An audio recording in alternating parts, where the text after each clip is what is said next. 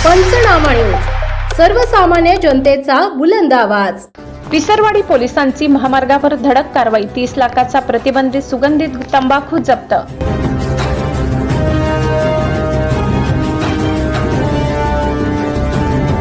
गुजरातहून महाराष्ट्रात विक्रीसाठी नेला जात होता तंबाखूचा साठा, आयशर टेम्पोसह चालक ताब्यात, विसरवाडी पोलीस ठाण्यात गुन्हा दाखल।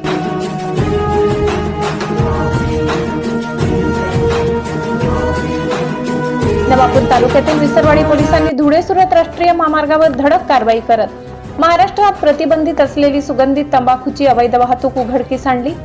गुजरात राज्यातून महाराष्ट्रात विक्रीसाठी आणला जात असलेला सुमारे 30,40,000 रुपयाचा मुद्देमाल पोलिसांनी वाहनासह जप्त केला असून या कारवाईमुळे तंबाखूजन्य पदार्थांच्या अवैध व्यावसायिकांमध्ये खळबळ उडाली आहे।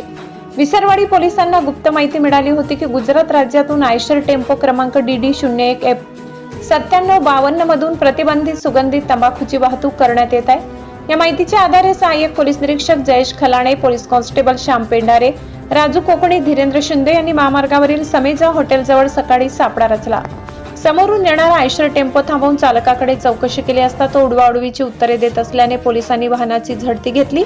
झडती दरम्यान पांढऱ्या रंगाच्या 55 प्लास्टिक गोण्यांमध्ये 12 लाख रुपये किमतीचा रिमझिम जर्दा तंबाखू तसेच 3,30,000 रुपये किमतीचा गोल्डन सफारी जर्दा सुगंधित तंबाखू आढळून आलाय। तंबाखूचा साठा व आयशर वाहन असा एकूण 30,40,000 रुपयाचा मुद्देमाल जप्त करण्यात आलाय। या प्रकरणी आयशर चालक सलीम खान, बाबू खान राहणार मेकाणियोकी ढाणी, जिल्हा बाडमेर याला ताब्यात घेण्यात आले। विसरवाडी पोलीस ठाण्यात अन्न सुरक्षा अधिकारी सुरेंद्र रोहिदास डवले यांनी दिलेल्या फिर्यादीवरून गुन्हा दाखल करण्यात आला असून पुढील तपास विसरवाडी पोलीस करत आहेत।